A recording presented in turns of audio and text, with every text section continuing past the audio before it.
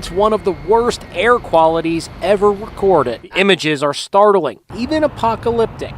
They say being outside is like smoking 3 to 11 cigarettes a day. Wow.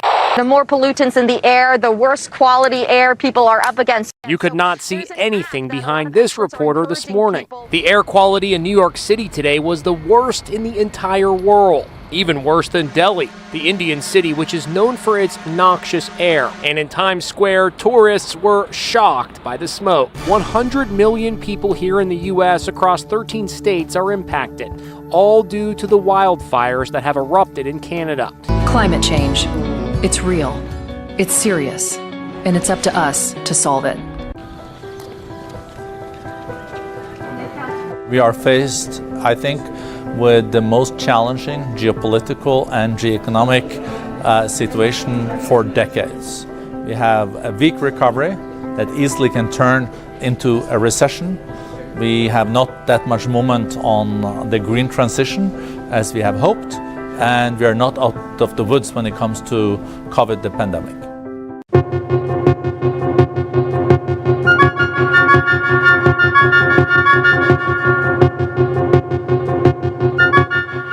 It's not some science fantasy effect from 2001. This electronic display, emanating from Australia's largest computer, is a picture of the condition, past, present and future of planet Earth. The program was originally devised by a scientist working from the Massachusetts Institute of Technology, Jay Forrester. It was developed under the auspices of the Club of Rome by an MIT research team to present a complex model of the world and what we humans are doing to it. The program, called World 1, doesn't pretend to be a precise forecast. What it does for the first time in man's history on the planet is to look at the world as one system. It shows that Earth cannot sustain present population and industrial growth for much more than a few decades. It shows that simply cleaning up our car exhausts and making some small effort to limit our families simply isn't enough. It's like an electronic guided tour of our global behaviour since 1900 and where that behaviour will lead us. Well, this is the printed version of what we've just seen on the television screen. And what looks at first to be just a maze of computer characteristics is really a system of very simple graphs which project what's going to happen to the planet over the next 150 years if we don't do something drastic to stop it. Down the left-hand side of the graph is the date, 1900, 1940, 1980, 2020, right down to 2060. Now, each of these lines of letters represents a curve showing some aspect of the condition of the planet. The further out this way they go, the greater that figure is, the further this way, the less. For example, P represents population. So here it is at 1900, and then it comes up to 1940, it starts to take off. Here we are at 1980, up to the turn of the century, and then it starts to peter off. Let's now have a look at this next curve, the Q curve, which is the quality of life. And this is represented by, for example, the amount of space people have, the amount of money they have to spend, the amount of food they have to eat. Now, it increases rapidly up to 1940, but from 1940 on, the quality of life diminishes. And here we are about the turn of the century, and we come up to the year 2020, and it's really come right back.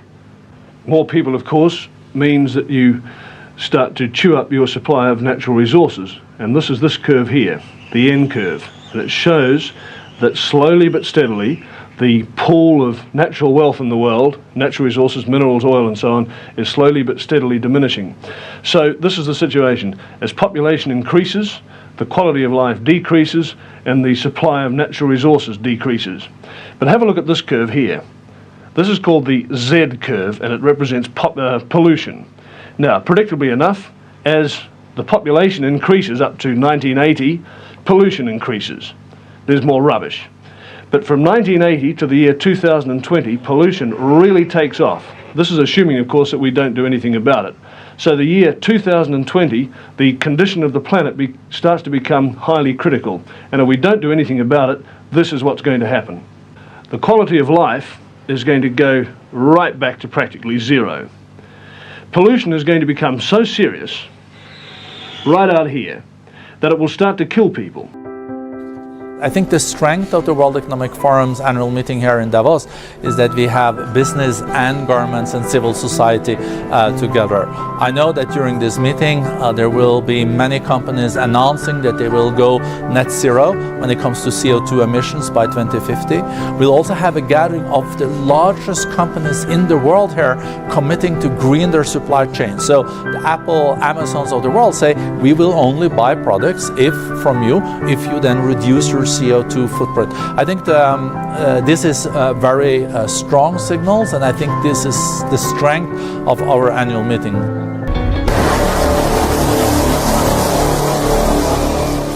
So many of us are here today is a recognition that the threat from climate change is serious, it is urgent, and it is growing. It all sounds very green. The Environment Secretary Ed Davey has been urging other countries to get serious about tackling climate change. Now, Sirius is the brightest star in the night sky, which means that it would be pretty easy to spot. And this also means that historically, it would have been also observed by the various cultures, and it would have its mentions in the ancient cultures. So we'll go to that, but let's find Sirius. How to find Sirius? You need to look at the belt of Orion and the 3-point stars downward. The Sirius is to the left. So to be more precise, in coordinate system, Sirius is right ascension 6 hours 45 minutes and 8.9 seconds, with declination about minus 16 degrees 42 minutes and 58 seconds. What do you want me to say? That I knew we were poisoning people, but we didn't want to stop because we were making too much money? Is that what you want me to say? Madam Curie, is radium a cure for all cancer? Radium is a cure for all cancer. Try as I might, I could not remember their faces. I never saw their faces.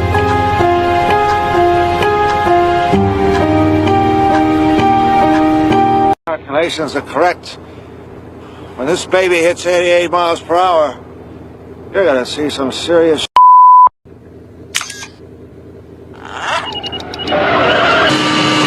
What's this? What's this?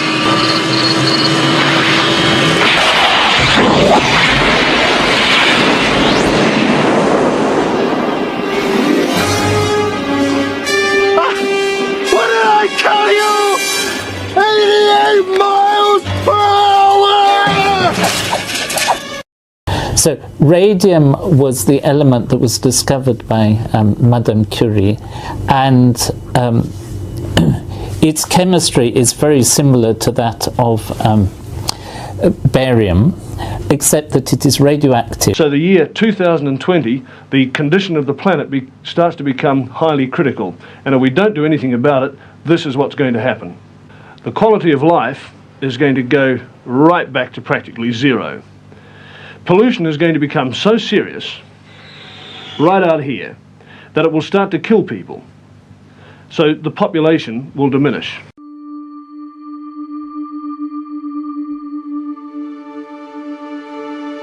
So we've known for decades that the world is warming, but this report tells us that recent changes in the climate are widespread, rapid, and intensifying, unprecedented in thousands of years.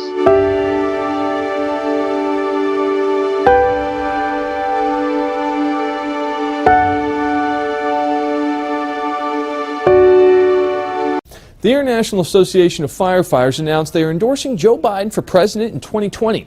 The organization released a video Monday morning that lays out their reasons for throwing their support behind the former VP, saying that Biden knows a strong middle class means a strong America.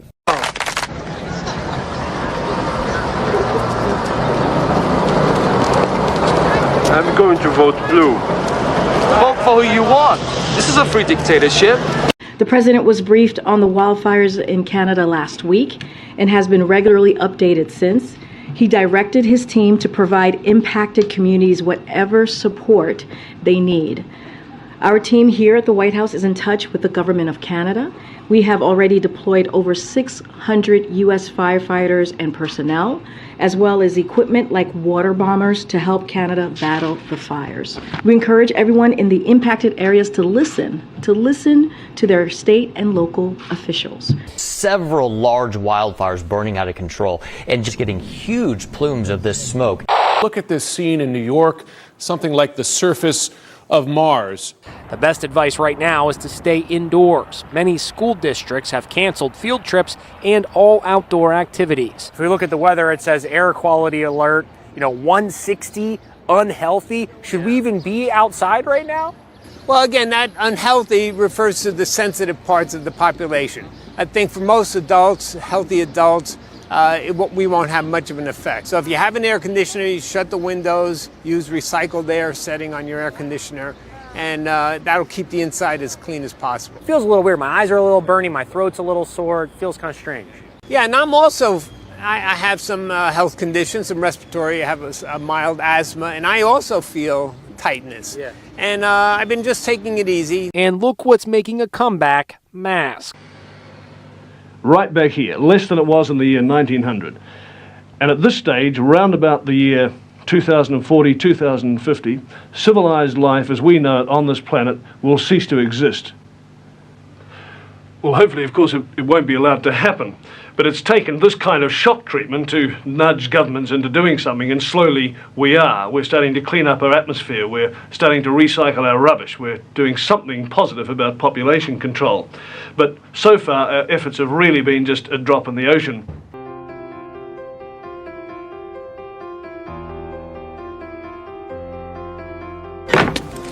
Good morning!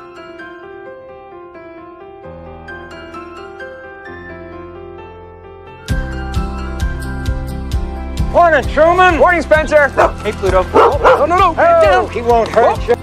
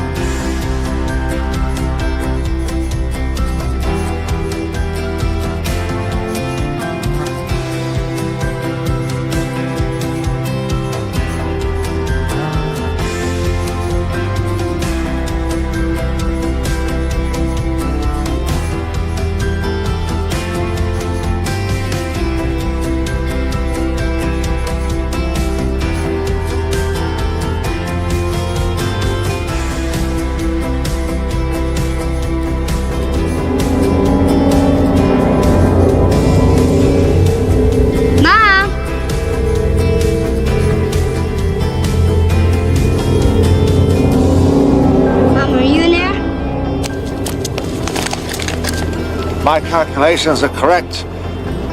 When this baby hits 88 miles per hour, you're gonna see some serious.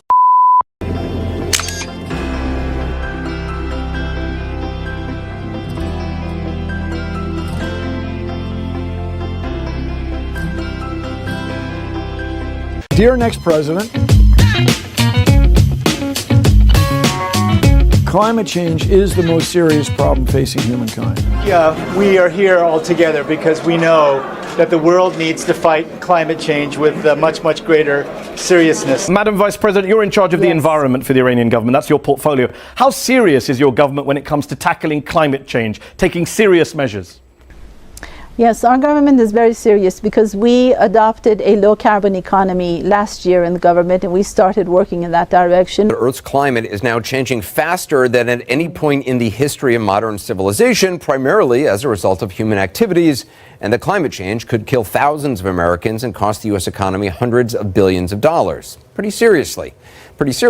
And you seriously may have missed it because even though the report was supposed to come out in December, the Trump administration released it Friday. You can see the chemtrails coming out of the entrance here. Look at that. I'm dying to take a picture. Oh, that's cool. My neighbor, so I chemtrail gen, I'm doing a video. Chemtrail generators are on.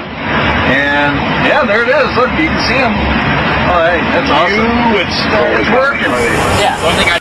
We're Earth Shield. You might not know our name, but you've seen us fly in your skies almost every day. And what is our job? Protecting you. You see, the Earth is a dangerous place, and without Earthshield's patented barium formula protecting you, well, I wouldn't like to think of the consequences. You wouldn't send your kids out to play without a thorough coating of sunscreen. Well, just think of us as a gigantic tube of planetary SPF 60. You say, doesn't this cost the taxpayers millions, if not billions of dollars to continually spray our atmosphere? Well, of course it does. But we are committed to keeping your planet preserved and fresh. Oh, golly, Esther! Both you boys need serious help. Spicy eyes! We hear it so much that it feels like a buzzword, but it is far from it. Climate change is a real and serious issue. But isn't the climate always changing? America's on the verge of technological breakthroughs that will enable us to live our lives less dependent on oil. And these technologies will help us be better stewards of the environment. And they will help us to confront the serious challenge of global climate change. This is what artificial intelligence thinks New York City could look like by 2100 in the worst-case climate scenario. Midjourney, an AI tool, made photo predictions of what cities in the future could look like if nothing is done to mitigate the effects of climate change. For instance, this is Paris. And this is what Los Angeles could look like. Of course, these are hypothetical.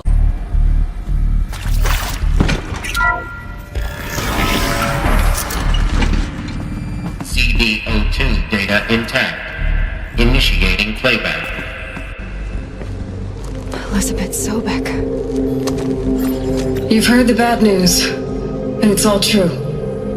The Pharaoh plague is devouring the biosphere. Life itself will cease to exist. But does that have to be the end? What if we could give life a future? What if we could build a kind of seed from which, on a dead planet, life could blossom anew? This is the aim, the hope, of Project Zero Dawn. To create a super intelligent, fully automated terraforming system and bring life back from lifelessness. What would such a system require? At its core, it would need a true AI, fully capable of making the trillions of decisions necessary to reconstitute the biosphere. This is the world's most advanced processor. In entertainment, its rendering speeds render other processors obsolete. It drives the future of autonomous driving, powers cloud services for billions, helps change the course of climate change, connects communities of gamers anytime, anywhere, and uses AI to accelerate disease detection and cures. We make the world's most advanced processors, but only with your vision can we advance the world. AMD, together we advance. An immortal guardian, devoted to the reflourishing of life. We call it Gaia. Mother Nature as an AI. But that's just the core of the system. She will need to be surrounded and empowered by a comprehensive suite of subordinate functions. Think of them as extensions of Gaia's mind, each dedicated to a specific purpose. Now, these aren't AIs, but make no mistake, Each presents an engineering challenge more profound than anything the human species has ever before attempted. Hardware that preserves and then gestates the billions of seeds and embryos from which life will be reborn. The construction of underground facilities to hold it all. And that's just the start. We don't have to build the entire system. The beauty of a fully automated terraforming system is that it can build itself. Now, over the days to come, you'll learn how all these functions, all these pieces that you'll be working on, fit together. How we'll race the clock to execute our harvest initiatives, write the software, build the tech and the facilities. How we'll lock it down and seal it up before the inevitable occurs. But even more important, you'll know how it doesn't end here. How Gaia will generate those deactivation codes General Harris talked about, and build the transmission arrays to broadcast them, shutting down the Pharaoh robots for good. The Club of Rome comprises some 70 men of widely varying backgrounds, but their common concern is that the world problems cannot be solved by individual nations. I spoke with Professor Hugo Tiemann, director of the Battelle Institute Geneva, Dr. Aurelio Pache, founder of the club, and Dr. Alexander King, director of the World Bank and the United Nations OECD. Dr. King, now you're describing the world as a closed system where all these things are interrelated, and yet the government, the control of the system is by individual nation states. Now, how do you convince them to cooperate? The sovereignty of these nations is no longer as absolute as it was. There's a gradual diminishing, whittling away of sovereignty, little bit by little bit. Especially, of course, in the smaller countries where it's more obvious. But the bigger countries have to do a good deal of this by agreeing to international arrangements for the law of the seas, or for the limits of fishing, or for control of the wavelengths in radio, and 101 other things. But especially in the technological field, I think this is going to be increasingly so because of developments next year.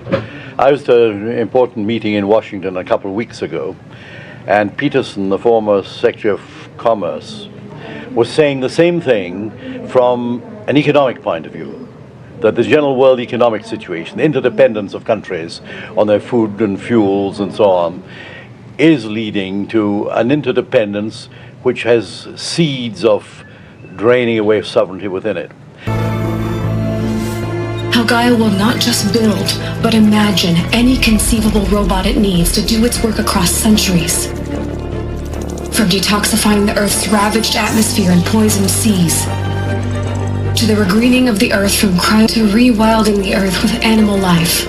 And then, when all that is done, how a new generation of human beings, spawned at cradle facilities around the globe, will partake of Apollo, the vast archive of human knowledge and cultural achievement from which they will learn of us, our world, and most important, how not to repeat our mistakes. It's not an impossible dream.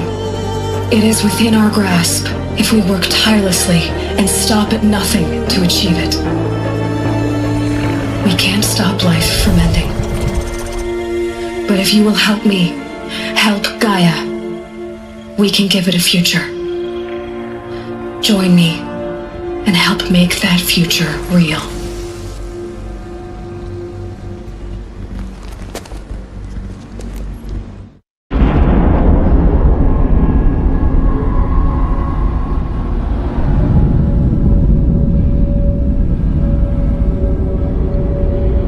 I have the potential to imagine the unimaginable.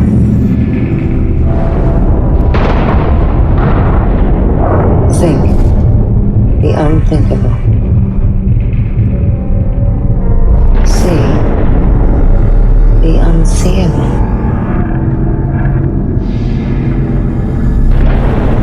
With the arsenal of the world's leading technology at my fingertips, I now have the ability to invent the uninventable.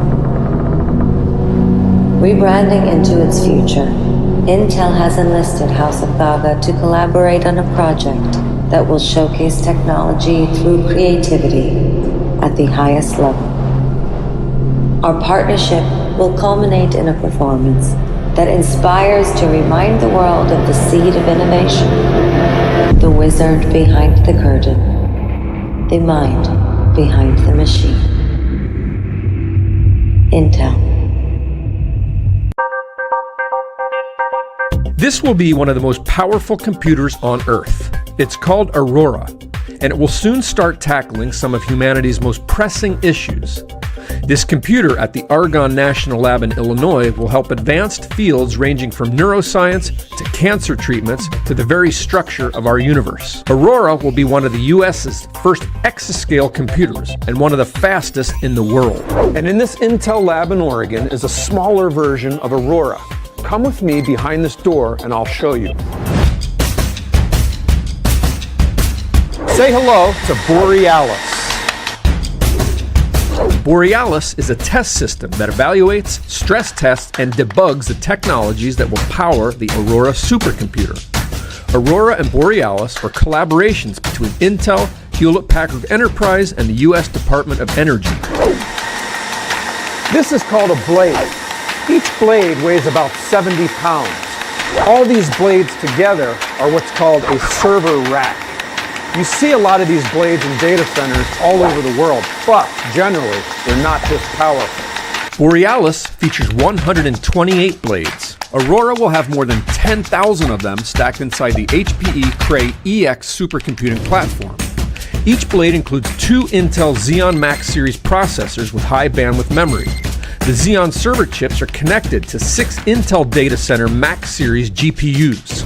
Intel engineers work daily with Argonne and HPE scientists and technicians. They test hardware and software, work through technical issues, and ultimately speed up and ensure a successful deployment of Aurora. But Borealis is not just a test bed for the Aurora system. It's also used in early science. The test system is helping researchers use trained AI models to identify the structures inside the brain, creating a 3D map known as a connectome from datasets too large for today's most powerful systems. It's also helping scientists conduct molecular modeling faster and identify solutions for quantum science and drug discovery. When it's completed later this year, Aurora will be a lot bigger than Borealis.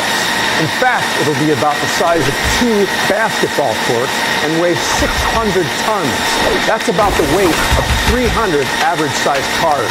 Intel's and HPE's technologies aim to deliver more than 2 exaflops of computing power. That means Aurora should be able to do more than 2 billion calculations per second. That's 2 followed by 18 zeros. Stay tuned for more news about Aurora and Borealis in the coming months. Hope you enjoyed going behind this door with us. Thanks for watching. I'm Rob Kelton.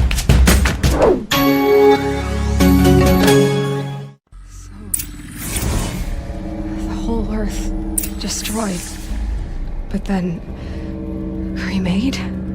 Yes. By a machine. A machine of creation. Elizabeth did this. For life. For us. But why Hades then? If it was part of Gaia, how did it end up in the wreckage of a pharaoh robot? And why does it want to kill me? And Apollo, the archive of knowledge, what happened to that? I'm as confused as you are. Maybe the answers lie ahead. If we turn against each other based on divisions of race or religion,